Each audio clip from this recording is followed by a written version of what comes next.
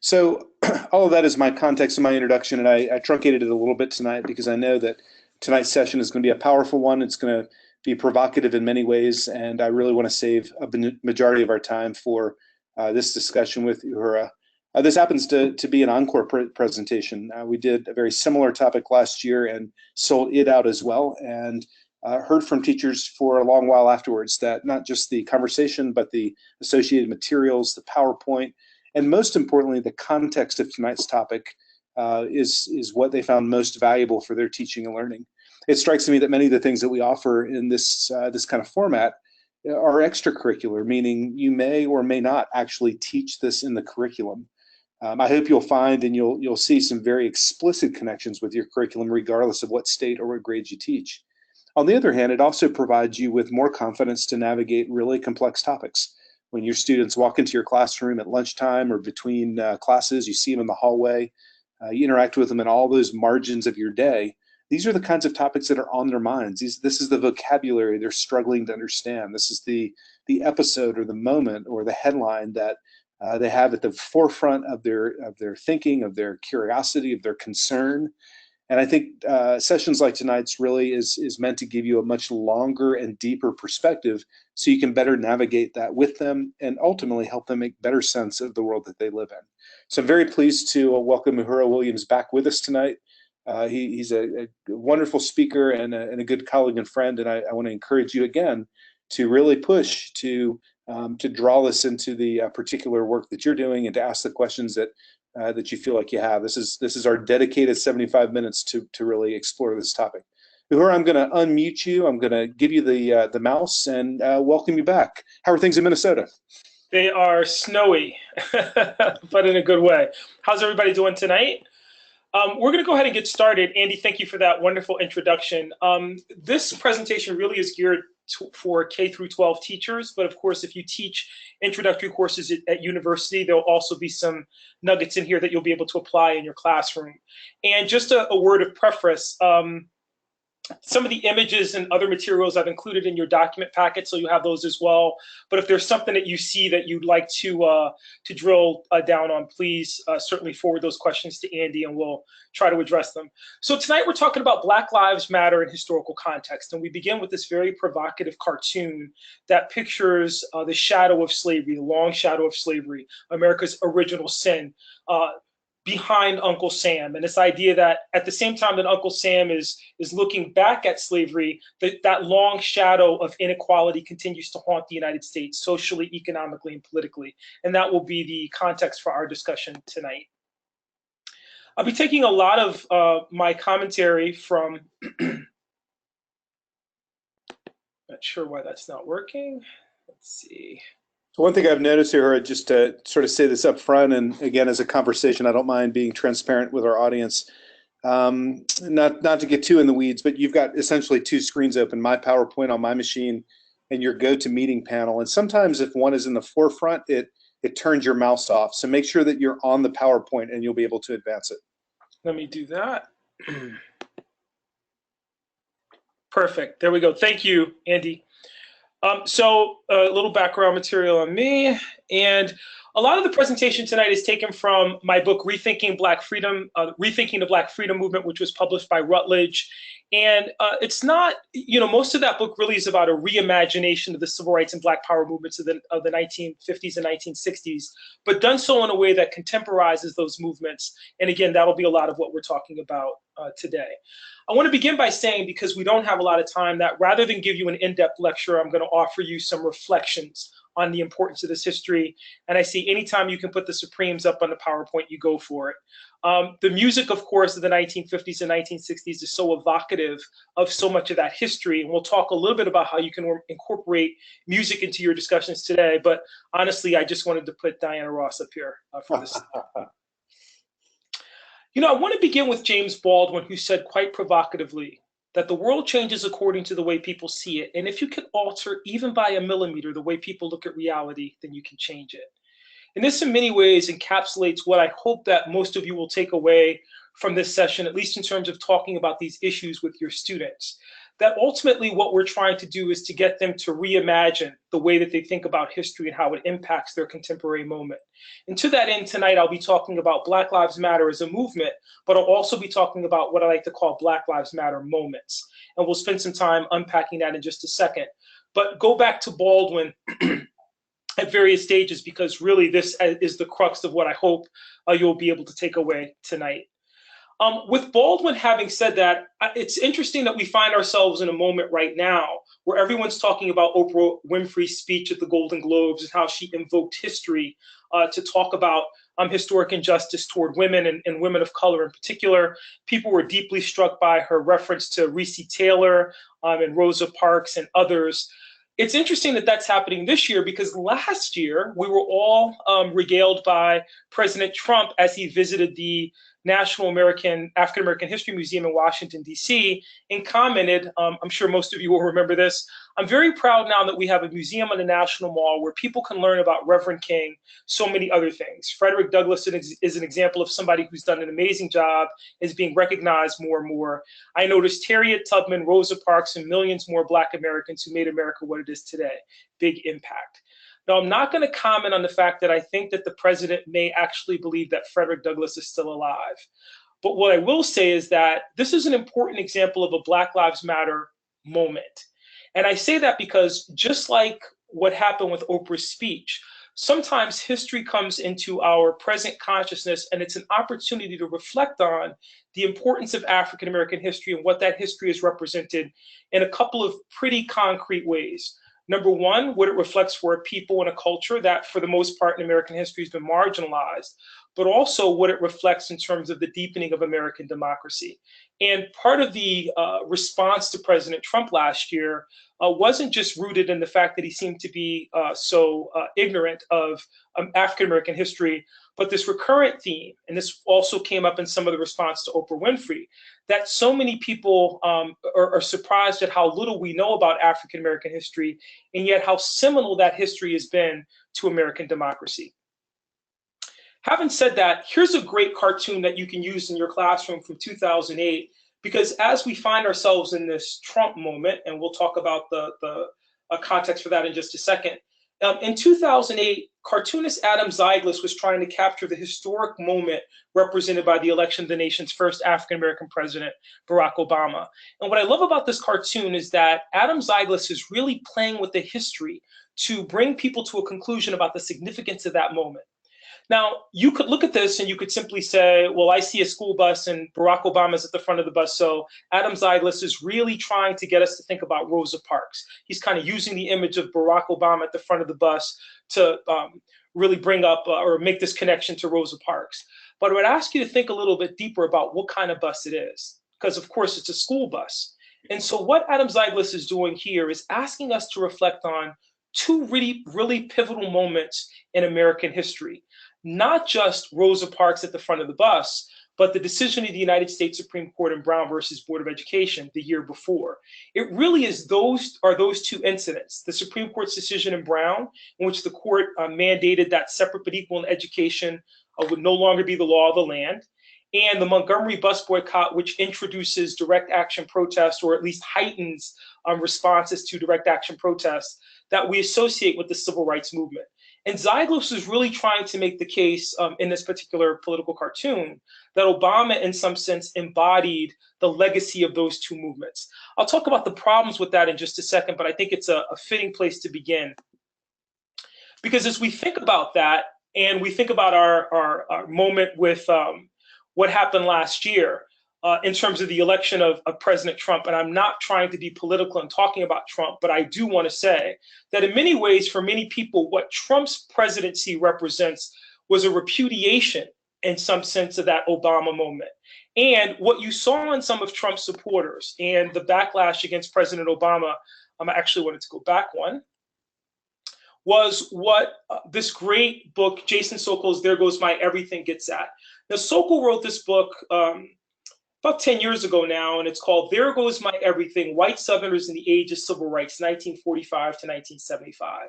And Sokol has a very simple thesis that I want to share with you because it's powerful. Sokol says that ultimately what happened in the 1950s and 1960s is that With regard to the civil rights movement, white Southerners, but not just white Southerners, Americans experienced a there goes my everything moment. And the way that played out with regard to civil rights was that, and I'm going to put this to you in a cartoonish kind of way, but it's helpful in terms of teaching this. White Southerners went to bed in 1945 and the world looked one way.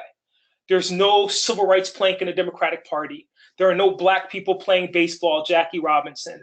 There's no Brown versus Board of Education. There's no, and then literally they wake up the next day and there goes my everything. Everything that I thought that I knew about my place in society has been called into question by virtue of the fact that you have a group of people who were once marginalized who are now contesting for full social, economic, and political equality. And that is going to produce some important changes in society as a whole. It's going to produce a backlash, and you'll see that after 1945 with the rise of organizations like the Ku Klux Klan and the White Citizens Council. You're going to see that not just in the Deep South, but also in the urban North, where you're going to have efforts to prevent African Americans from joining labor unions and trying to restrict where Blacks can live by virtue of racially restrictive covenants. You're going to see that in the wave of riots that sweep American cities in the late 1960s, in which ultimately the whole question of what is the future of democracy is really what's being negotiated. The reason I love that book so much is that I would suggest to you that in many ways, the election of 2016 represented one of those there goes my everything moments. And it's one of these there goes my everything moments that's intimately bound to not only the election of the nation's first Black president in terms of Barack Obama, but the unprecedented number of police killings of Black and brown youth in American cities during Obama's presidency, which gave life to what we call the Black Lives Matter movement. But I want to go a little bit deeper in talking about this. And if your students are struggling with this concept, I want to give you a little bit of a different take on this. If you were to think about it, there goes my everything moment in a slightly different context. We all went to bed September 10th.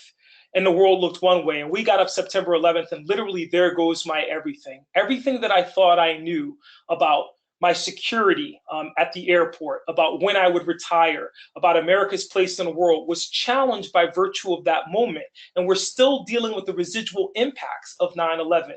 In many ways, and there's a great cartoon that's not in this presentation, but I could direct you to, where the United States Supreme Court's decision in Brown versus Board of Education is depicted as a nuclear bomb, because cartoonists at the time saw that decision as having that kind of far-reaching impact. There goes my everything moments are important moments in US history. They often give birth to movements and to resistance. And we'll talk about that a little bit more lately. I draw the parallels between this moment and that present moment, and you can see this here, partly in some of the rhetoric that you see coming out of the Trump administration. In the 1950s and 1960s, it was about limiting integration, and today it's about building walls. But in a lot of ways, there are ways that we can make comparisons between the two, and there's substantive comparisons, and I'll talk more about that later.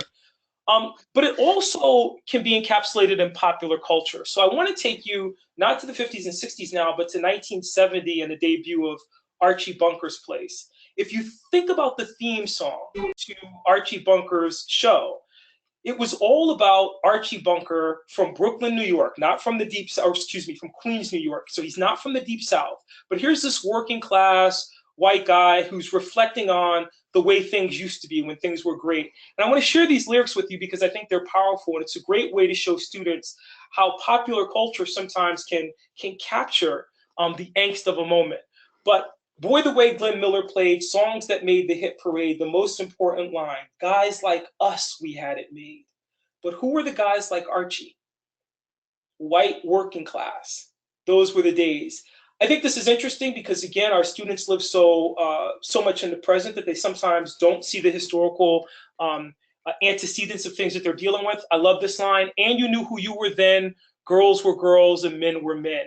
So we think about the contemporary questions about sexual identity as being more modern. And yet here in 1970, Norman Lear and Archie Bunker is capturing those questions about this that have deep historical antecedents. Mr. We could use a man like Herbert Hoover again. Didn't need no welfare state. Everybody pulled his weight. Gee, our old LaSalle ran great. Those were the days. And so for Archie Bunker, the Jeffersons moving next door, the fact that Archie's losing his job, so on and so forth. That's a representation of what is the advent of people who don't have a right but are threatening his stake in society. And there goes my everything moment. I'm like using television for that, because then we can kind of look in our own contemporary moment in the same kind of cartoonish way. So even a response to Black Lives Matter, where you have people saying all lives matter and trying to, in some sense, insert themselves into a problem with a very specific loci. And that is, again, the assault of Black and brown bodies in public spaces, the unprecedented number of police killings that we saw between 2008 and 2016. So, and I'll deal with this more later. I don't want to run out of time, but we'll come back to that point a little bit later today. This is also occurring in a space where we have a great deal of historical amnesia about the movement itself. We'll celebrate the Martin Luther King holiday in a few days. I'll be giving a speech in Bridgeport, Connecticut. But I think one of the interesting things about the King holiday is that how it's been commercialized. And so we have an individual who fought for not only civil rights, but talked about the importance of economic justice. And yet the holiday has become the occasion for a white sale at Macy's, which I think is kind of funny. But at the same time, it reduces King's message, and you can see it here in this Google Doodle, just to what he said at the March on Washington. And it doesn't give you a sense of the complexity of that message and how it sought to respond to, in some sense, not just the demands for equality of African Americans, but even the there goes my everything moment that this movement would have represented for whites. And I'll talk more about that in just a second. As we kind of move through this historical amnesia and we go back to the Adam Zyglis cartoon, in some sense, it's this cartoonish understanding of the civil rights movement that complicates and denies our deeper understanding of the Black Lives Matter movement.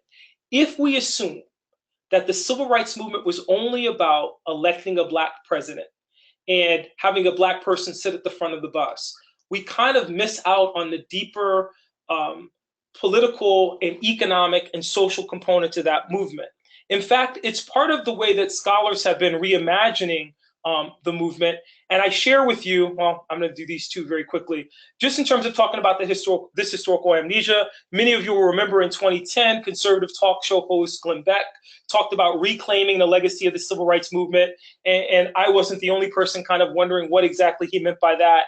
This past year, when Betsy DeVos was named education secretary, a cartoonist depicted Betsy DeVos as Ruby Bridges, just a really interesting and provocative and problematic way to try to, in some sense, insert into this history these false equivalencies.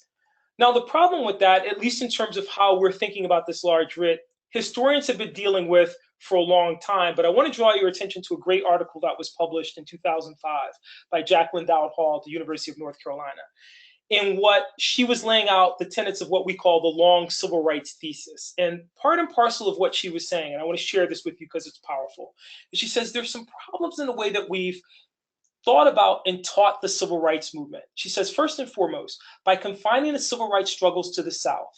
That's why I like the Archie Bunker, because it brings me to the urban North.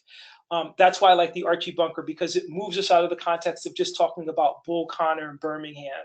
And it reminds us, as the movie Detroit did. It reminds us as Fruitvale Station did. It reminds us as Eric Garner did. It reminds us as St. Louis did in terms of Ferguson, Missouri. It reminds us in a way that Tamir Rice in Cleveland, that this is a national problem, the way that Baltimore does, that this isn't just a Southern problem. Secondly, she says, by confining our discussion to bowdlerized heroes, part of what Oprah Winfrey was able to do the other night, the reason why we can find some things to celebrate in her speech, was to bring to the national consciousness people who've been forgotten in that conversation, not the Frederick Douglasses, not the Rosa Parks per se, but the Reese Taylors, the ordinary, average, everyday people who helped to make up the bulwark of that movement, whose names we often lose when we are looking to promote kind of a more accessible narrative of that movement. And that's important because who's to say that in 25 years, as we look back, it will be the Eric Garners and the Philando Castiles and others who will make up the way that we're talking about this historic moment, rather than just the national movements. It'll be a Black Lives Matter movement, for example, that has been very conscious about including and incorporating the voices of women and queer people into that conversation because they don't want to replicate the problems of the past. Third, Hall says, by restricting our conversation to a single halcyon decade, our narrative has been and continues to be a 54 to 68 paradigm. We talk about the movement as if it began in 1954, either with Brown versus Board of Education or the Montgomery bus boycott, and that it ended in 1968 with the assassination of the Reverend Dr. Martin Luther King. However, think back to the book by Sokol, There Goes My Everything. Sokol has the movement dates as 45 to 1975. Other historians have proposed an even longer window, arguing, as we all know as educators, that nothing ever begins or ends abruptly in that way. There always is a buildup, a lead up to that event. And so we have to understand that in that context. If the movement begins in 1954, how are we to explain a half century of organizing and legal challenges by the NAACP that preceded the Montgomery bus boycott, that preceded Brown versus Board of Education? And we want to make the case, and I want to be very clear, that you're not saying that there's one long continuous movement. That's ahistorical. We are saying that there are important moments, and we want to be able to connect the dots. The last thing that Hall says is that we limit our discussion, or we kind of focus our discussion on limited non-economic objectives. We talk about the movement, and this is the problem with the Zyglis cartoon, as if it was only about African Americans gaining the right to vote.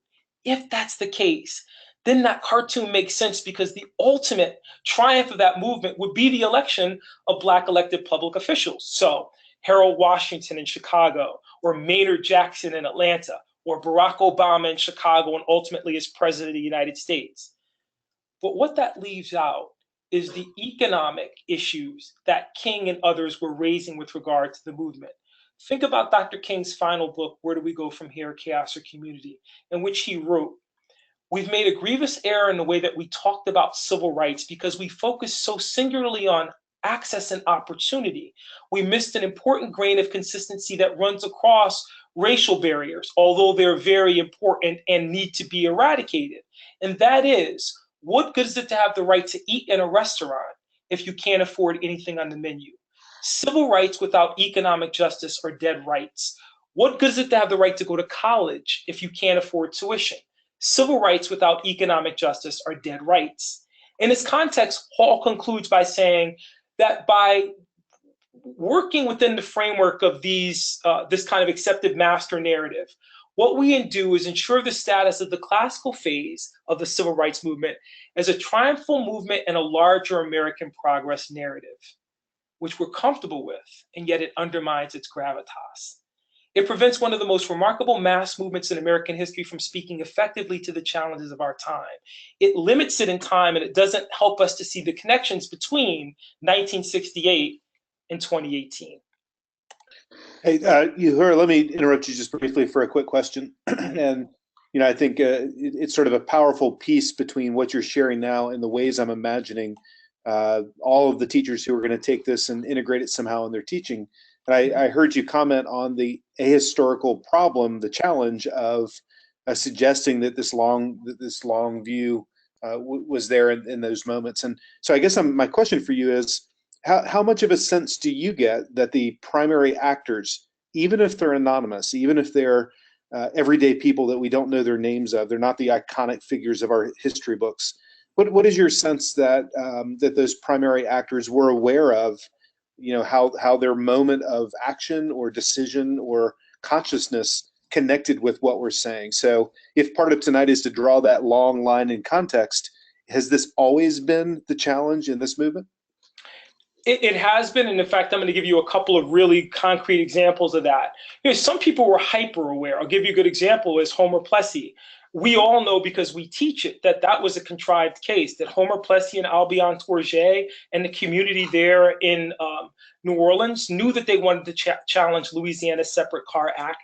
And that was a deliberate attempt to undermine that act by saying, if we pose this protest, we can show how ridiculous this law is, and hopefully we can make it go away. There are other times in history where people are setting out, not necessarily because they're actively trying to challenge authority or they're trying to challenge inequality, but by virtue of what happens in response, it stimulates something that then helps to percolate up from the grassroots, a movement or a moment.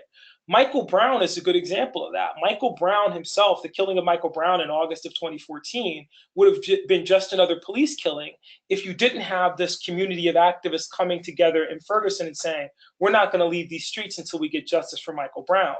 The Department of Justice's Ferguson report that comes out the following year, in many ways, is almost like the Moynihan report that grows out of civil rights agitation, where you then have congressional bodies, you then have the government having to respond to activism on the ground. But they tend to work in concert. But in talking about these, the unknown people like the Reese Taylors and others, it allows us to kind of drill down. And I think this is very important for young people to get them to appreciate the fact that, again, history isn't just made by the people that populate textbooks. It's about the actions of everyday individuals who are non-boulderized, because what we've ended up doing is turning people like Martin Luther King and Rosa Parks into the Avengers, instead of showing them as normal human beings who made mistakes, who had challenges, who had fears, but ultimately were able to overcome those in order to deepen and drive our democracy forward. And it's that awareness that sessions like tonight and the materials that you've shared and these provocative images can help inspire. And then once that's done, you can't unknow that. Absolutely. And one of the things that I love in making this comparison, we think about the 50s and 60s. One of the chief tools at the NAACP and the Southern Christian Leadership Conference, even though organizations like the White Citizens Council tried to argue that they were communistic influences on the civil rights movement, one of the reasons that the State Department will file an amicus curiae, friend of the court brief, on behalf of the NAACP and Brown is because of the damage that they believe segregation is doing to the United States in the eyes of the world. When we consider the much larger context of what's happening in the 50s and 60s, you have between 1950 and 1963, 22 African nations who gained their independence. Here's the United States trying to portray itself as the arsenal of democracy that can defend those rights, and that these nations should cozy up to it. And yet, here's this propaganda coming out of the Soviet Union that says, look at segregation. Are these the people you want to align yourself with? I love talking about this in the context of the cartoon you see on the screen right now. It was from a Russian cartoonist, Alexander Zudin, from August of 2014, and it shows, here's the African-American president, and he's concerned about, look at the list of papers in Obama's hands, Iraq, Russia, Ukraine. But what ends up taking his attention is this unrest in an American city.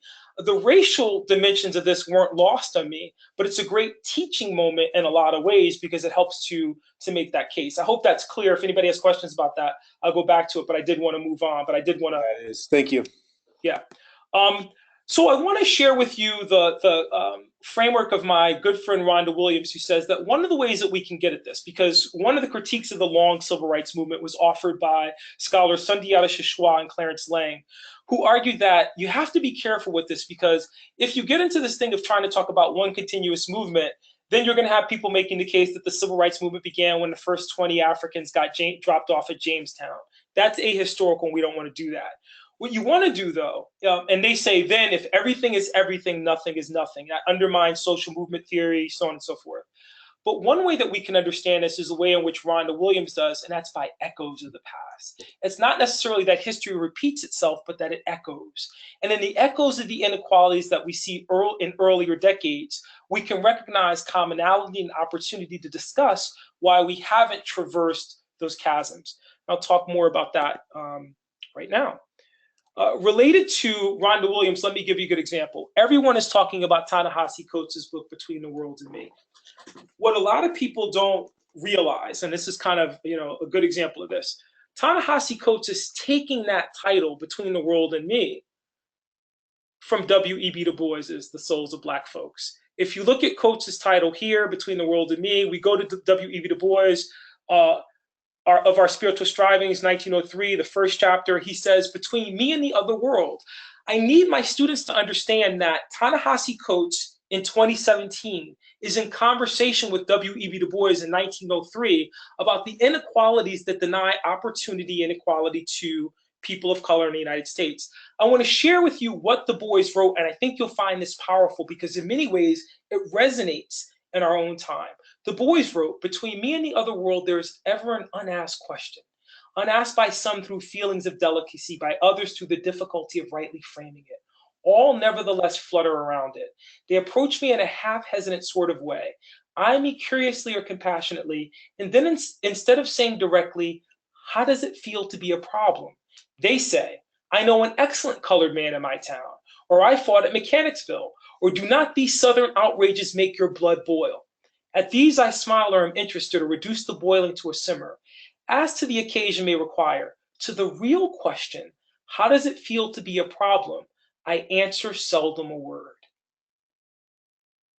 Now, if we think about what Coates is writing about in Between the World and Me, it is this whole question of African Americans being seen, Black Lives Matter being seen as the problem rather than a response to a problem, which is what Du Bois is talking about in 1903. Remember, we celebrate the souls of Black folks for Du Bois's forecast that the problem of the 20th century would be the problem of the color line. Coates is responding in 2017 that the problem of the 21st century is also the problem of the color line. Now, what's powerful about looking at this in terms of echoes is that it then allows us to look at different episodes in history, different moments in history, and to draw these comparisons. This is a political cartoon from 1863, and I want to suggest to you that I can put this political cartoon in conversation with W.E.B. Du Bois in 1903 and Ta-Nehisi Coates in 2017. It's a great cartoon because it shows two Civil War Union soldiers and this giant behemoth creature, this elephant. And the caption, which I hope all of you can read, this is in your document package, reads, "The man who won the elephant at the raffle. But the question is, what am I to do with the creature?" It's 1863. I want you to think about this. Here's the question for the Republican Party. Congratulations, Mr. Lincoln and Republican Party. You just freed 4.5 million people. Now what? What's their social status going to be in the Republic? What's their political status going to be in the Republic? What's their economic? And if you're not prepared to answer those questions, you haven't formulated answers to those questions, you are going to introduce into the Republic the seeds of disorder and chaos, which will not easily be resolved. Now, I want you guys to think about this because this cartoon's from 1863. Think about what follows during Reconstruction. The passage of no less than 7 major pieces of legislation meant to answer that very question. A 13th Amendment which abolishes slavery, a 14th Amendment which confers citizenship, a 15th Amendment which denies discrimination in voting, a Civil Rights Act of 1866, of Ku Klux Klan Act of 1870, a Enforcement Act of 1870, and yet, and a Civil Rights Act of 1875, and yet none of those pieces of legislation alone are going to be powerful enough to ensure equality for people of color and to answer the question, how does it feel to be a problem, or what do you do with the problem? Now, I want you to think about this in this context because one of the other people we can put in conversation with Coates and Du Bois in this cartoon is Frederick Douglass. In 1865, Frederick Douglass is invited by the Massachusetts Anti-Slavery Society to offer his insights on the question, what does the Black man want? And I want to share with you Douglass's speech because it's powerful, because I'm going to suggest to you that Douglass is about to foreshadow the next 100 years of US history. So this is what Douglass says. "What shall we do with the Negro? I've had but one answer from the beginning. Do nothing with us. Your doing with us has already played the mischief with us. Do nothing with us. If the apples will not remain on the tree of their own strength, if they're worm eaten at the core, if they're early ripe and disposed to fall, let them fall. I'm not for tying or fastening them on the tree in any way except by nature's plan. And if they will not stay there, let them fall. And if the Negro cannot stand on his own legs, let him fall also." I want to take a brief pause here and say to you that the reason I love this document for so many reasons is that it also gives you a view of Frederick Douglass in conversation with one of his other contemporaries, Herbert Spencer and Charles Darwin. Now, this is social Darwinism. This is Herbert Spencer's social Darwinism that Douglass is applying in this conversation about Black rights. But there's a method to this, because I want you to follow what he says next. All I ask is give him a chance to stand on his own legs. Let him alone. Listen carefully. Next 100 years of U.S. history. If you see him on his way to school, let him alone. Don't disturb him. If you see him going to the dinner table at a hotel, let him go. If you see him going to the ballot box, let him alone. Don't disturb him. And at this point, Douglass is interrupted by applause. I know that you guys are seeing this already, but fast forward to 1957, Little Rock, if you see him on his way to school. But even before Little Rock, think about all the NAACP legal challenges to graduate and professional education. Murray versus Maryland from the 1930s, up to Sweat versus Painter in 1950. Douglass is capturing this. If you see him going to the dinner table at a hotel, think about access to places of public accommodation. So we can talk about efforts at the turn of the century to desegregate public transportation in southern cities, which was led by, of all people, W.E.B. Du Bois, by Booker T. Washington, or the Washington Machine. Or we can go all the way down to the sit-ins that are taking place and think about what's happening during the freedom rides. They're sitting in at places of public accommodation. The dinner table at a hotel is a place of public accommodation. And perhaps the most important one, and we still see the echoes of this in our moment, the ballot box. But Douglass goes one step further. He says, if you see him going to the workshop, just let him alone. Your interference is doing a positive injury. General Banks is a preparation of a piece in which we want to prop up the Negro. Let him fall if he cannot stand alone. If the Negro cannot live by the line of eternal justice so beautifully pictured to you in the illustration used by Mr. Phillips, the fault will not be yours. It will be he who made the Negro and established that line for his government. And he's interrupted again because now Douglass again is playing on this idea that if you only unfetter African Americans, they'll be fine. But, and last line, let him live or die by that. If you will only untie his hands and give him a chance, I think he will live. But you all know this, and I want to talk about this in context with these Black Lives Matter moments. No sooner is the ink dry on the Emancipation Proclamation, on the 13th Amendment, on the 14th Amendment, on the 15th Amendment, come the efforts to literally tie the hands of people of color. We can look at this economically in terms of the sharecropping system, the crop lien system, and all the chicanery that goes on in terms of trying to maintain a dependent labor force in Black labor. We can talk about this politically in terms of all the chicanery that happens in the form of the poll tax, the literacy test, the grandfather clause, all these efforts to deny or limit African-American voting in the South and in the North. We can talk about this socially with the development ultimately in 1898 of state-sanctioned segregation. And the echoes of that are what, in some ways, Black Lives Matter, the contemporary moment, challenges. I say that to you because if we think about the Civil War amendments and what they were attempting to accomplish, what you really see Douglass outlining here in this speech is what I like to call the 6 degrees of segregation. Again, you have these Civil War amendments, you have these important Supreme Court cases, but ultimately, what Douglass is talking about are these 6 areas where you're going to find limitations imposed on African Americans, issues around which we still struggle and which define the civil rights movements then and now. So residential segregation is a good example. Whether we're talking about what happened with Eric Garner, whether we're talking about what happened with Michael Brown and Ferguson, residential segregation was a big part of both of those conversations. Access to education, access to places of public accommodation, Jim Crow justice itself, voting rights and disfranchisement, and employment and unfair labor practices. These 6 degrees of segregation we can see throughout time. So we can look at this in the context of what's happening in this period. Thank you. I want to show you a cartoon from Her Block. This is from 1965. Look at the cartoon. I want you to think about this in the context of Douglass's speech, Ta-Nehisi Coates, W.E.B. Du Bois. You could look at this in the context of the works of people like Angela Davis or Audre Lorde, so that we're not so male-centric. There are other voices that you can incorporate into this. If you've read Claudia Rankine's Citizen, you could you literally use her poetry to do the same thing. But I need you to look at this cartoon because here's 1856 and it shows what?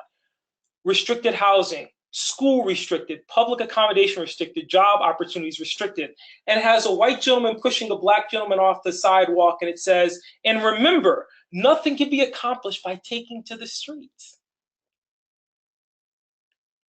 But the question is, what would have been the appropriate remedy to challenge those things? And what we see in the 50s and 60s and what we're seeing today, at least in the way that Black Lives Matter activists have sought to challenge not just the violence, but the continuation of these 6 degrees segregation, are activists trying to figure out a way to challenge and to improve on these areas. Guys, I can go to 1884 with you. Bishop Henry McNeill Turner, we can talk about the importance of the church in these struggles. Here's Bishop Turner in 1884 commenting on the Supreme Court's decision in the civil rights cases of 1883, which was kind of the opening salvo that ultimately will result or end in Plessy versus Ferguson. And he's saying, by virtue of this decision, Negroes may come as servants into all the hotels, inns, theaters, and parlor cars, but they shall never be received as equals as other persons. Think about this, because that's a very repudiation of the 14th Amendment. He continues, a Negro woman with a white baby in her arms may go to the table in the finest, the most aristocratic hotel, and there is a servant be permitted to associate with all present of whatever nationality.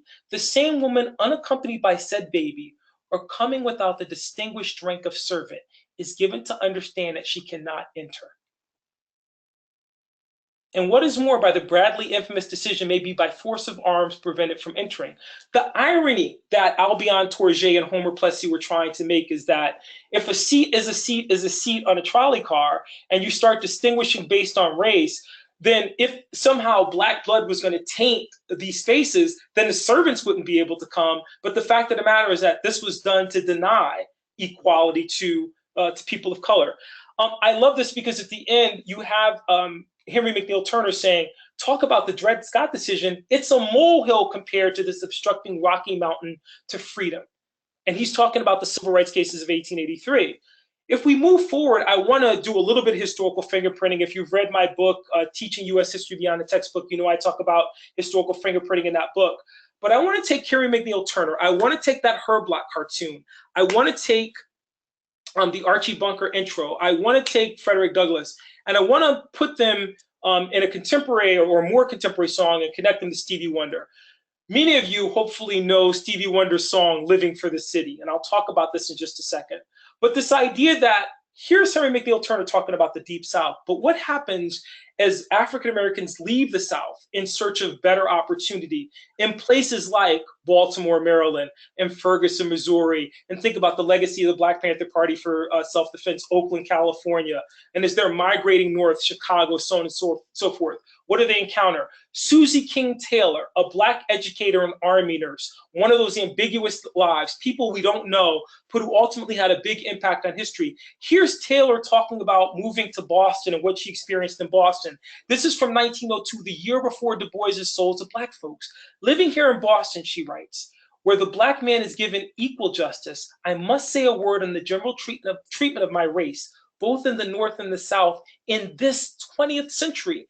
If we search for the voices, it gives us a nice window into the moments, and the moments will connect the movement. She continues, in this land of the free, we are burned, tortured, and denied a fair trial, murdered for any imaginary wrong conceived in the brain of the Negro-hating white man. There is no redress for us from a government which promised to protect all under its flag. It seems a mystery to me, they say, one flag, one nation, one country, indivisible. Is this true? Can we say this truthfully when one race is allowed to burn, hang, and inflict the most horrible torture weekly, monthly on another? If you were to do a whiteout and substitute language there, instead of one race for police allowed to shoot, inflict some, so that gives you, as Rhonda Williams would say, these kind of echoes. She continues, no, we cannot sing My Country 'Tis of Thee, Sweet Land of Liberty. Here you could connect her to Frederick Douglass and what is the 4th of July to the Negro. It is a hollow mockery, she concludes. The Southland laws are all on the side of the white, and they do just as they like to the Negro, whether in the right or not.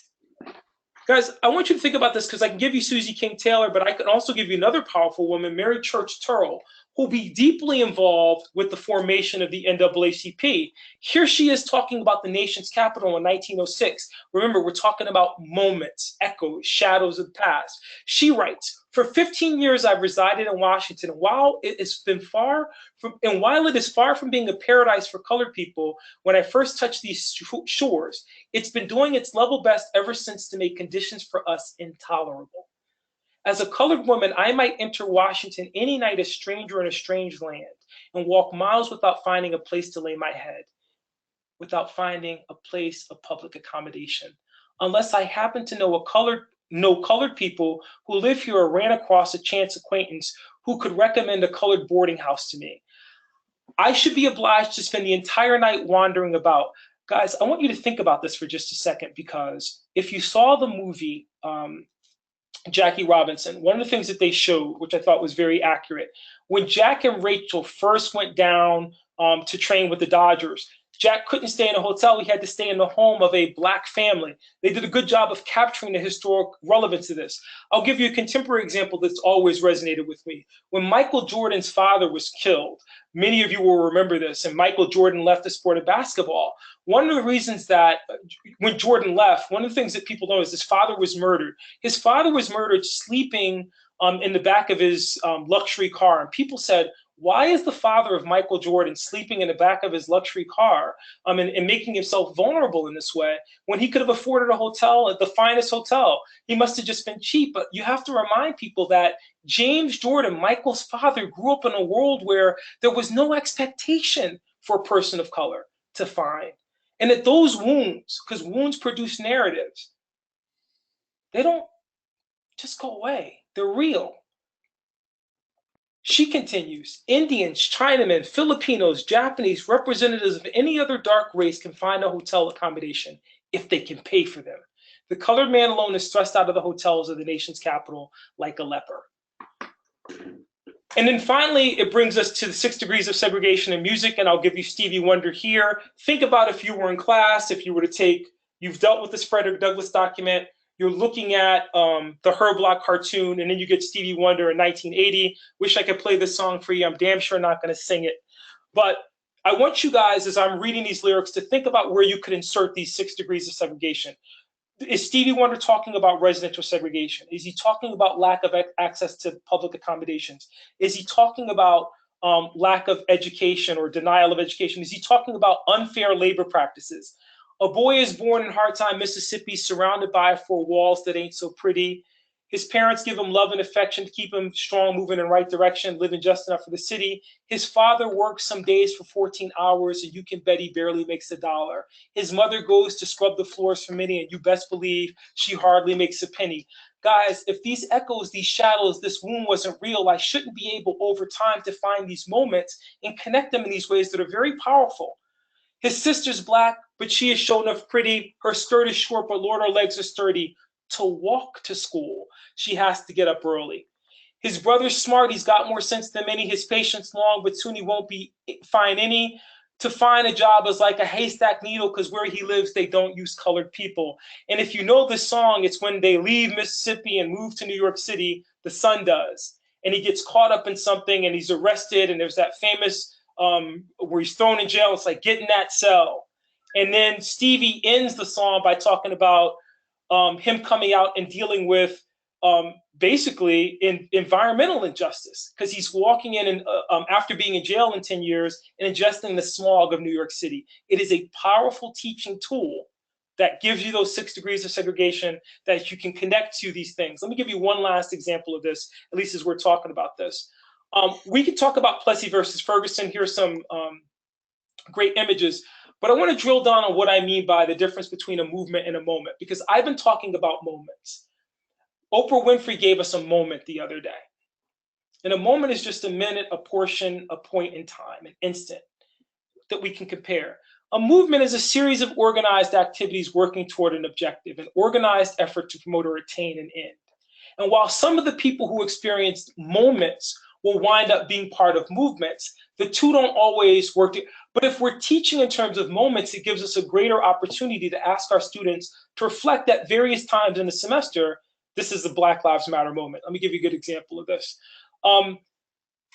Trayvon Martin was a moment. But if we think about what that moment spawned, the Black Lives Matter movement ties itself to that Trayvon Martin moment. And your question earlier, Andy, about did Trayvon Martin go out and intend? No, nor did George Zimmerman by his actions. But by virtue of that moment, a movement was born. But the moments and the movements can be distinguished from one another in that way. I want to give you guys a good example of this. Here's Martin Luther King. I'm going to fingerprint him.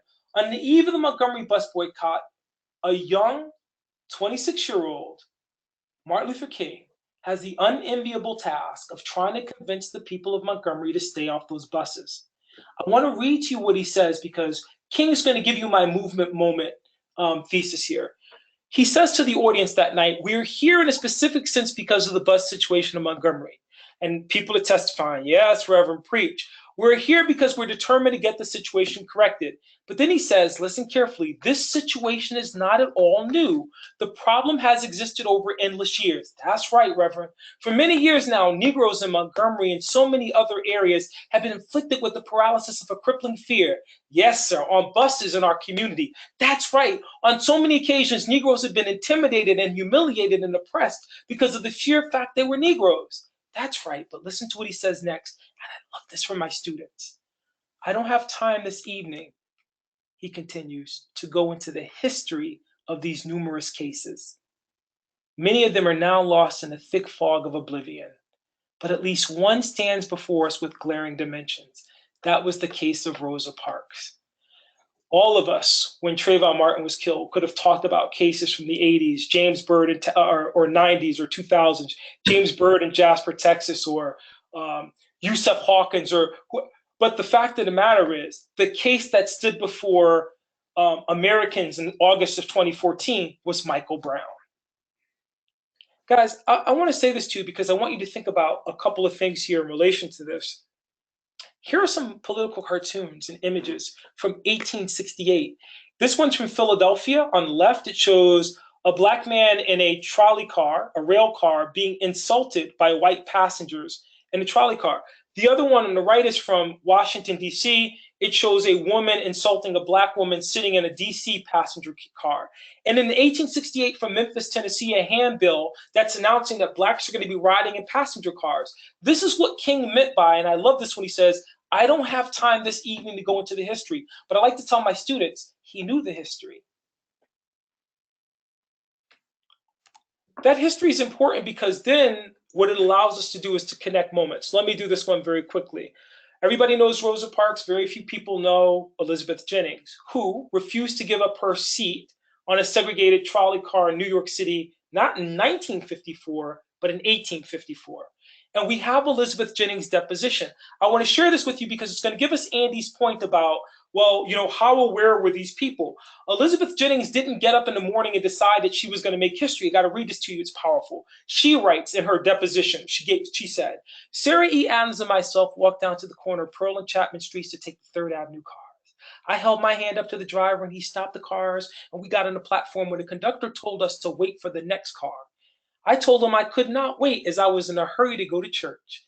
He then told me the other car had my people in it and that it was appropriated for that purpose. I then told him I had no people. It was no particular occasion. I wished to go to church as I've been going for the last 6 months, and I did not wish to be detained. I need my students to understand that people don't get up in the morning and say, I'm going to make history today. Sometimes people just get sick and tired of being sick and tired of being denied equal rights, and they act accordingly. What I also love about this, at least in the context of Elizabeth Jennings, is that she's going to tell us something about segregation in the urban North before the Civil War. But let me finish reading this to you. He insisted upon my getting off the car, but I did not get off the car. He then said I should come out or he would put me out. I told him not to lay his hands on me, but he took hold of me and I took hold of the window sash and he pulled me until he broke my grasp. And I took hold of his coat and he dragged my companion out, she all the while screaming for him to let go.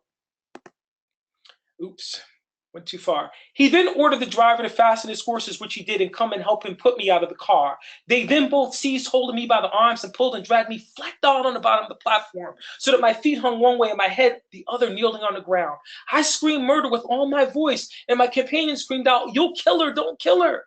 I need you to understand that all this woman was trying to do was go to church. The driver then let go of me and went to his horses. I went again in the car. Ha ha. See, at that point, this was over. But at this point, she can't let it go. This moment, she continues. And the conductor said, you shall sweat for this. Sweat being the 1854 term for you're going to go to jail. Even Elizabeth Jennings is giving us the 6 degrees of segregation in 1854 in New York City. He then told the driver to drive as fast as he could and not take another passenger in the car, to drive until he saw an officer or station house. They got an officer on the corner of Walker and Bowery, whom the conductor told that his orders from the agent were to admit colored persons if the passengers did not object, but if they did, not to let them ride. Folks, I want to point out that what they had in New York City in 1854 is what we would refer to as de facto as opposed to de jure segregation. It was segregation by custom. And the custom was you asked the members of the car, whether you were Brooklyn or you were in Manhattan, but if they objected, and look at her contention here. When the officer took me, there were some 8 or 10 persons in the car. Then the officer, without listening to anything I had to say, thrust me out and then pushed me and tauntingly told me to get redressed if I could. I imagine if the officer had listened, she would have said, the driver didn't follow protocol. Ha ha. But what I want you to take away from this, because it's very important, is that this account from 1854, we can then kind of say, this isn't the beginning of the civil rights movement, but it shows what King is talking about that long history, many lost to the thick fog of oblivion, but ultimately that come back when we're reminiscing about this injustice. I also want to point out that Elizabeth Jennings filed suit against the city of New York and she won. Ha ha. But the question is, if she won in 1854, how did we wind up with Plessy versus Ferguson? Freedom is a constant struggle. And this goes back to what I started with when we talked about Jimmy Baldwin. That ironically, the Civil War, which should have been a triumph, ends in Reconstruction, which in many ways sets the stage for the repudiation of the very rights which had been won and then lost after that contest. Guys, let me give you one last example. Jackie Robinson, August 2nd, 1954. Many of you know that when Jack was a lieutenant in the U.S. Army in Texas, he refused to give up his seat on a segregated bus.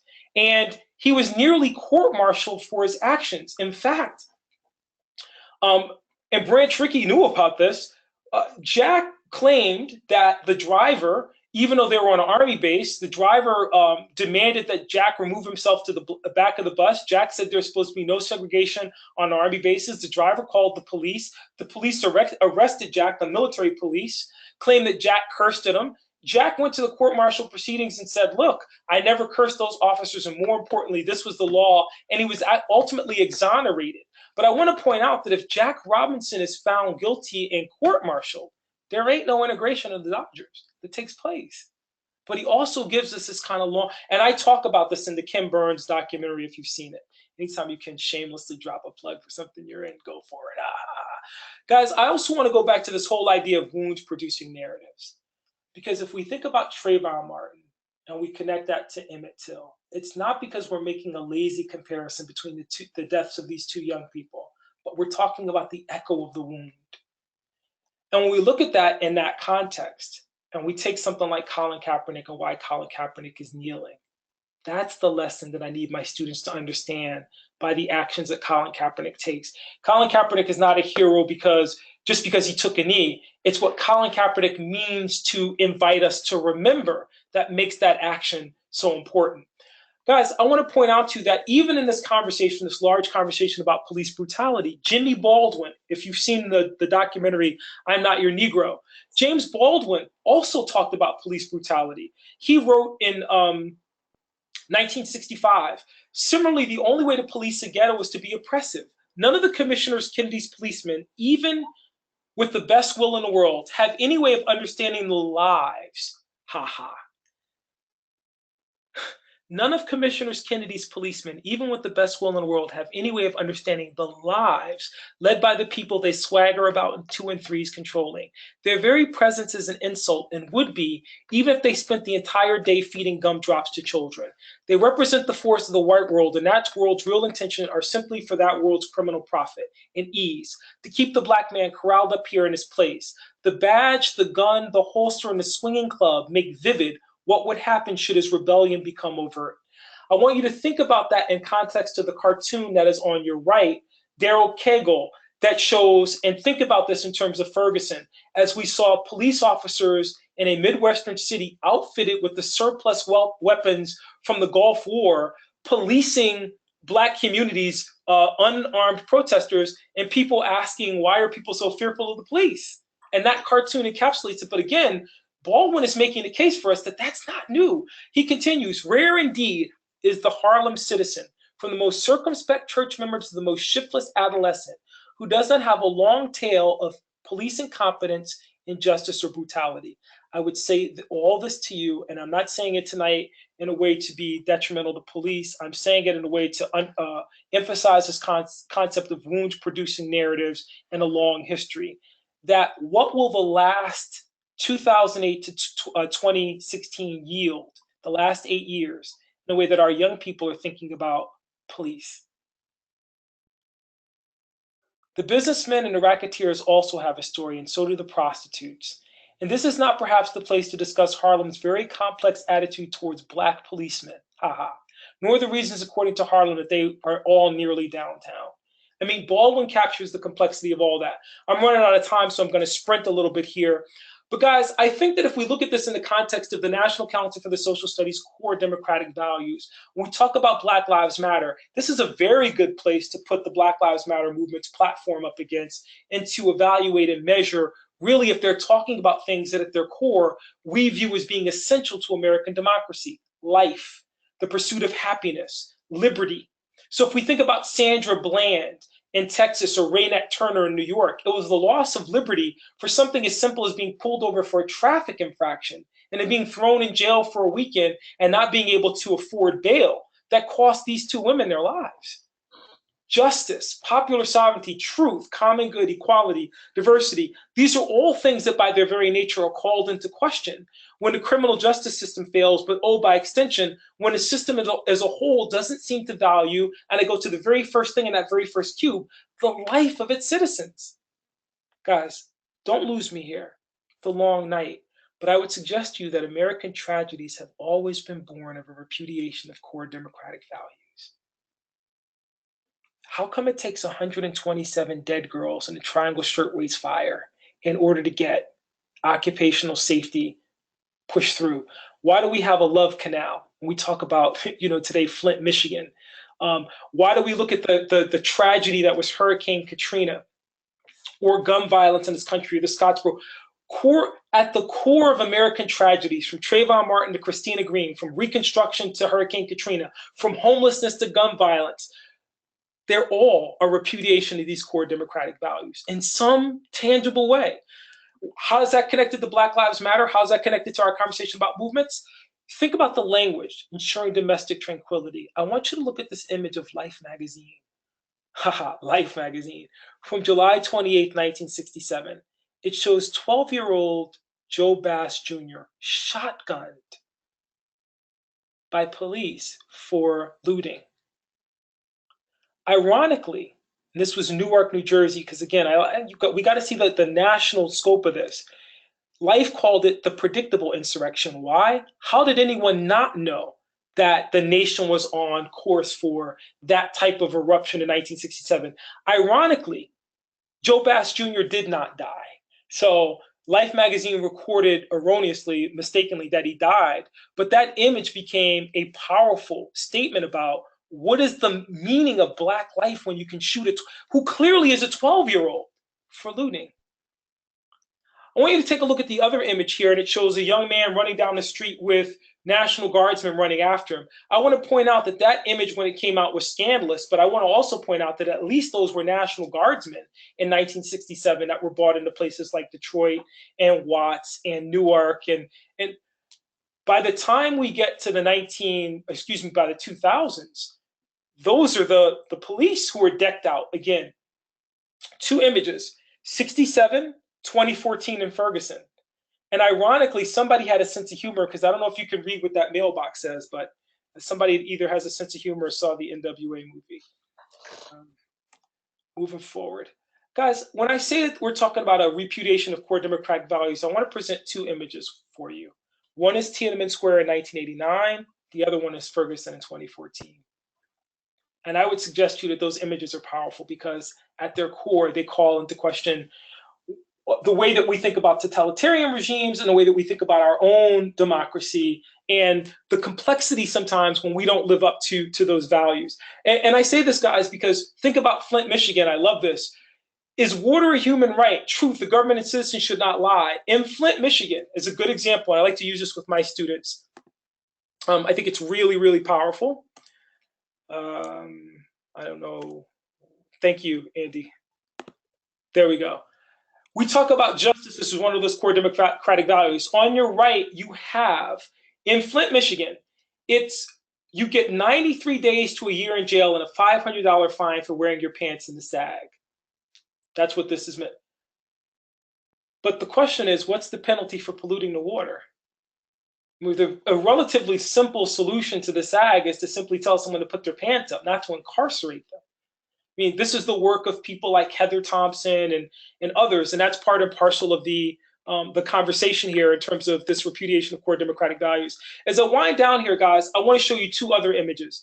Emmett Till jury from 1955 and the George Zimmerman jury from Trayvon Martin. The reason I point these two out is I want to be very clear on why I'm invoking this. I don't want to make the superficial comparison between Trayvon Martin and George Zimmerman and what happened with Emmett Till. I want to make the substantive. Remember, the Zimmerman jury was, for all intents and purposes, an all-white jury. That one person's color on it. And those are the kind of things where you can really kind of drill down and say, interrogate the meaning of this. I'm going to skip this and go back to Kaepernick for just a second. The propaganda coming out of World War II from America's enemies also got at this. I'm not going to have time to talk about this cartoon. I wish I did. I'm going to have to skip it. The way that we think about death penalty and other things.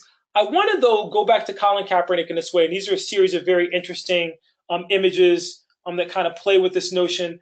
But I want to suggest to you that in the attack on Colin Kaepernick, one of the things that people forgot is the ways in which other sports heroes have challenged this. Now, I want to share with you that Colin Kaepernick's protests began just 2 months after Muhammad Ali passed away, June 4th, 2016. And there's a phenomenal obituary of Ali that I want to share with you from the New York Times, June 4th, 2016. Ali, Lipsy writes, was a polarizing superstar as the world of sports had ever produced, both admired and vilified in the 60s and 70s for his religious, political, and social views, his refusal to be drafted during the Vietnam War, his rejection of racial integration at the height of the civil rights movement, his conversion from Christianity to Islam, and the changing of his slave name Cassius Clay to one bestowed by the separatist black sect he joined, the Lost Found Nation of Islam, where were perceived as serious threats by the conservative establishment and noble acts of defiance by the liberal opposition. I love this part. Think about it. Just the teachable aspects of this. Loved or hated, he remained for 50 years one of the most recognizable people on the planet. In later life, Ali became something of a secular saint, a legend in soft focus. He was respected for having sacrificed more than 3 years of his boxing prime and untold millions of dollars for his anti-war principles after being banished from the ring. He was extolled for his unselfish, conscious gallantry in the face of an incurable illness. He was beloved for his accommodating sweetness in public.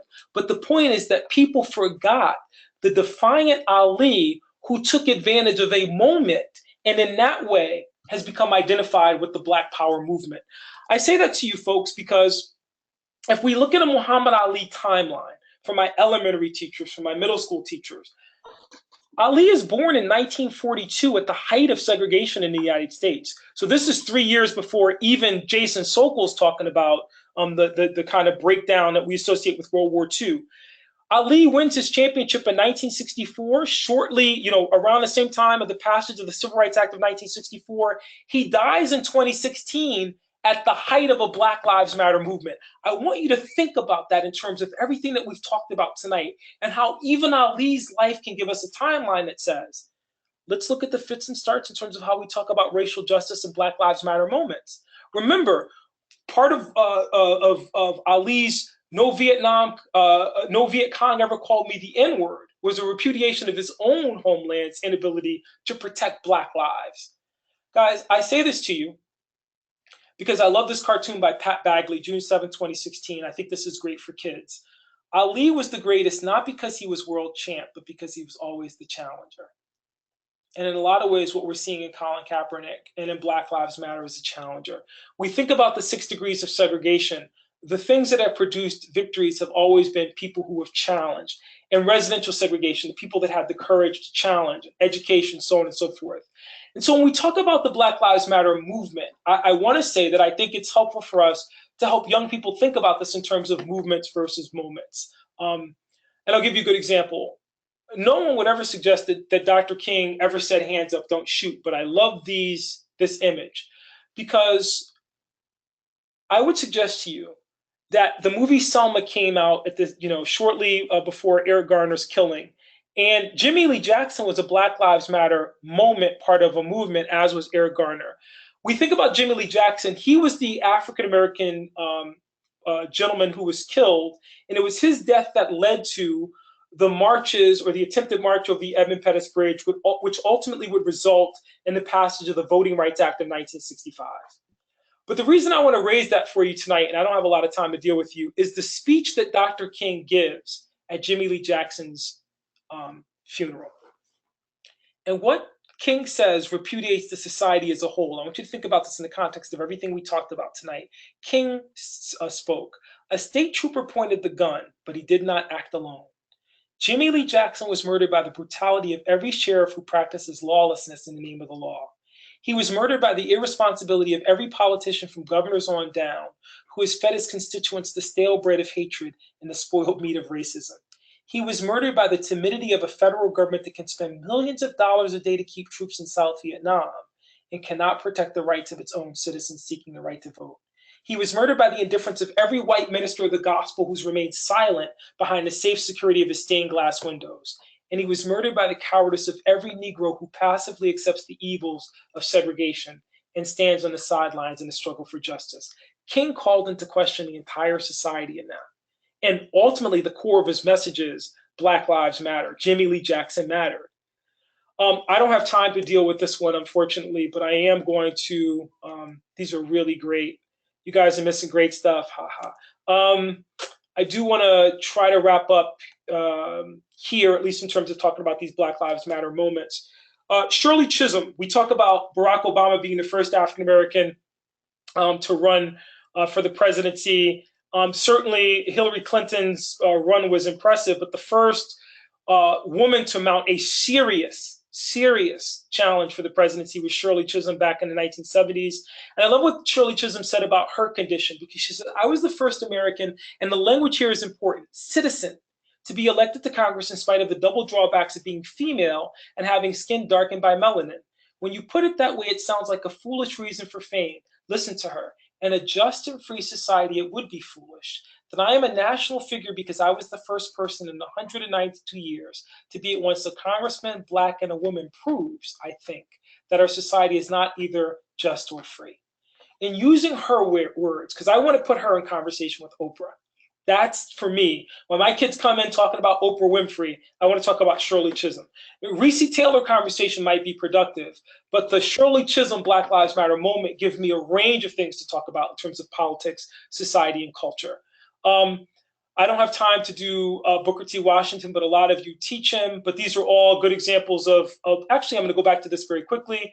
If you think about the Niagara movement in 1905, what were the leaders at Niagara talking about? Justice in the courts, changing public opinion, and health. Again, issues that we associate with our contemporary moment. Here's Jackie Robinson in 1964 talking about police brutality in Harlem. I think you're going to find this, especially if you are my LA, New York, Atlanta folks will find this very compelling. I think police commissioners must be warned that police brutality will not be tolerated by the Negro and Puerto Rican people of New York City. I need you to think about that because he's making the Black and Brown Lives Matter argument here. Jackie Robinson, 64. Guys, the last one I want to give you is Rita Schwerner from Freedom Summer. Actually, I lied. I'm going to give you one more after this. But most of you know the story of Freedom Summer. This is when the Student Nonviolent Coordinating Committee, along with the Congress of Racial Equality, decided what they were going to do was to really try to set up freedom schools in the South and to register African Americans in South to vote. They were going to focus on Mississippi, so Mississippi Freedom Summer. And these three civil rights workers, Schwerner, Cheney, and Goodman, go missing, and their bodies are ultimately discovered in an earthen dam in Philadelphia, Mississippi. And President Johnson, who deserves credit for being in some sense, kind of understanding the larger implications of the movement, sent flowers to the families of the two white missing civil rights workers and did not reciprocate for James Cheney. Rita Schwerner went on national television and she responds to the president. She says, Mr. President, thank you and thank all of you people for the outpouring of grief. But I want to point out, my husband, Michael Schwerner, did not die in vain.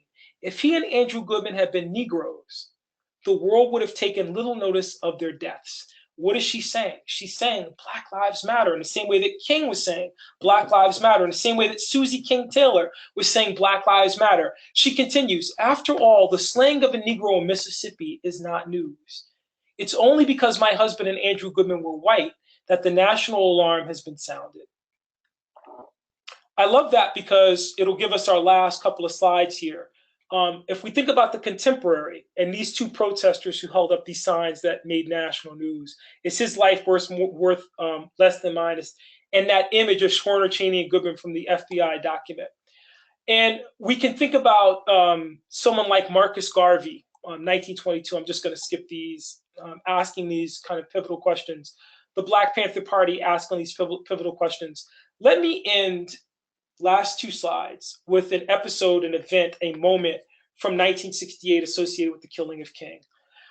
When Dr. King was assassinated, the Black Panther Party for Self-Defense in Oakland decided that what they were going to do is to try to keep the streets of Oakland, California calm. And it is in their efforts to do this that 16-year-old little Bobby Hutton was shot and killed by the police. And Marlon Brando spoke at Bobby Hutton's funeral in San Francisco in 1968. And I love what he said, because this is a good example of a Black Lives Matter moment that will rope in this whole concept of all lives matter, although I'm not going to be able to do it justice in the short time that I have left. Brando in that eulogy said, I am not going to stand here and make a speech because you've been listening to white people for 400 years. They said they were going to do something, but they have not done a thing, as far as I'm concerned, in re-enfranchising the Black man. Marlon Brando is taking up Reconstruction in 68 and having a conversation about what happened in 1865. He continues, it is up to the individual to do something to force the government to give the Black man a decent place to live and a decent place to bring his children up in. That could be Erica Garner. That could be Patrice and the leaders of the Black Lives Matter movement. That could be individuals like Recy Taylor and Rosa Parks. He continues, that could have been, I love this, that could have been my son lying there. And I'm going to do as much as I can. I'm going to start right now to inform white people of what they don't know. I love that because remember Obama got harangued for saying that Trayvon Martin could have been my son. But I like to put that moment with regard to Trayvon Martin in conversation with Marlon Brando, because it's not until we see all victims of this type of violence as children or people that we should have some affinity for as human beings, as life. Guys, not to be political, but I want to end with you with my favorite play, A Raisin in the Sun by Lorraine Hansberry. When Lorraine Hansberry's A Raisin in the Sun came out in 1959, one of my favorite passages there is Walter Lee Younger's monologue about and he's answering Frederick Douglass about what do black people want. So here's Walter Lee Younger giving his vision in the same way that you could find in Death of a Salesman and Willie Loman and Death of a Salesman. Here's the Lorraine Hansberry, at least. And note, that's a very complex play. There are other views. There's certainly the Black Power view in there through Benita. So I'm not endorsing this, but I think it's interesting. Here's Walter's view of the American dream. You wouldn't understand it yet, son, but your daddy's going to make a transaction, a business transaction. It's going to change our lives. That's how come one day when you're about 17 years old, I'll come home and I'll pull the car up on the driveway, just a plain black Chrysler, I think, with white walls. No, black tires. And the gardener will be chipping away at the hedges and he'll say, "Good evening, Mr. Younger." And I'll say, "Hello, Jefferson. How are you this evening?" And I'll go inside and Ruth will come downstairs and meet me at the door and we'll kiss each other and she'll take my arm and we'll go up to the room and see you sitting on the floor with the catalog of all the great schools in America around you, all the great schools in the world. And I'll say, "All right, son, it's your 17th birthday. What is it you've decided? Just tell me what it is you want to be and you'll be it. Whatever you want to be. Yes, sir, you just name it, son, and I'll hand you the world." Well, a white reviewer asked Lorraine Hansberry, "This is not really a Negro play. Why, this could be a play about anybody. It's a play about people. What's your reaction?" To which Lorraine Hansberry responded, "Well, I hadn't noticed the contradiction because I'd always been under the impression that Negroes are people." The Black Lives Matter movement is about a repudiation of invisibility, what Ralph Ellison wrote eloquently about in The Invisible Man. And there's a reason why those t-shirts read "Stay Woke," and there's DeRay McKesson. Ellison wrote in 1952 in the opening The Invisible Man, this is the last slide, and I want you to think about this in terms of the stay woke and all the things that we associate. "I'm invisible," Ellison wrote in Invisible Man, "understand simply because people refuse to see me. Like the bodiless heads you see sometimes in circus sideshows, it's though I've been surrounded by mirrors of hard, distorting glass." The way that the media talked about Sandra Bland and Raynette Turner and Tamir Rice. When they approach me, they only see my surroundings, Oakland, Baltimore, ghettos, themselves, or all lives matter, blue lives matter, or figments of their imagination. Indeed, everything and anything except me. I remember that I'm invisible when I walk softly so as not to awake the sleeping ones. Sometimes it's best not to awaken them. There are few things in the world as dangerous as sleepwalkers. But the answer from Black Lives Matter is, don't fear sleepwalkers, stay woke. I apologize for the pacing here. I always get a little excited, but I would conclude with you by sharing what Dr. King did, that the Black Revolution has always been more than just a struggle for civil rights for Black people. It's forcing America to deal with the complexity of what he called its interrelated flaws: racism, poverty, militarism, and materialism, exposing evils that are deeply rooted in the whole structure of our society. In some sense, that's what Black Lives Matter is taking on. That's how to connect these historical moments to a movement that occupies our own time. Thank you. Thank you so much, Yohuru. And we're just, as you've said several times, there's so much to push into the short amount of time that we have. And I think ultimately what our goal tonight is to really reveal and make aware many of these connections and the vocabulary that you've used to stitch this together. I am going to ask you to respond to one last question, though, before we finish tonight. You're a teacher, you're an educator, you have college students in your classes regularly, you have your own children. Presumably you have children from friends and family. When this kind of subject comes up with the young people that you work with, high school age, early college age, middle grades age, in your experience, what's been their biggest struggle? What's been the most obvious sort of speed bump to really getting what you're describing? What is it that they're the most curious about? If you could narrow that down into sort of one or two takeaways. It's a great question, Andy, and I think one of the things, I got this from a brilliant New York City teacher. I did a professional development at the Schomburg Center, and someone asked that question, I tried to answer it, and she actually gave a much better answer than I did. And she said, I guess it's the fact that that so many things are happening in such rapid succession that you don't really have time to kind of drill down. I think about when Yusuf Hawkins happened, in the 80s, and we talked about that for weeks. I think about Crown Heights, we talked about that for weeks. I think about Rodney King, we talked about that for almost a year. There was a moment here where it was almost a daily assault, and I think our kids couldn't quite grasp the meaning of that. Now, the question before historians, the question for all of us is, has there been an uptick, or literally what we're seeing just the fact that with social media we're more exposed and these things have always been happening? That's one of the reasons I like Rhonda Williams' presentation, and I think part of what we want to do is think concretely as educators about scaling this so that everyone from a fifth grader to somebody in high school can kind of see in this how people have dealt with this type of complex issue. Not everything's going to, I have some people write me and say, I really loved Oprah's speech, but I can't talk about sexual assault in my classroom with fourth graders. And yet I get that, but at the same time, we're in the midst of a hashtag Me Too on social media, and we've got to talk about it. And I think that's the role of our role as educators. So it's a difficult question, but I think you can scale it. And I think the thing that I've noticed is just that there's so many things happening, and all of us know this. I gave a shout out to LA earlier. I love Brooklyn. I know Brooklyn's in the house, but it's the stuff that doesn't go reported. So there are things, incidents all over the country every day that we're not thinking about, that we don't necessarily have time to process, that young people. What I encourage educators to do is to take advantage of all of those moments. They're all teachable moments, and they all can be tied to Black Lives Matter moments.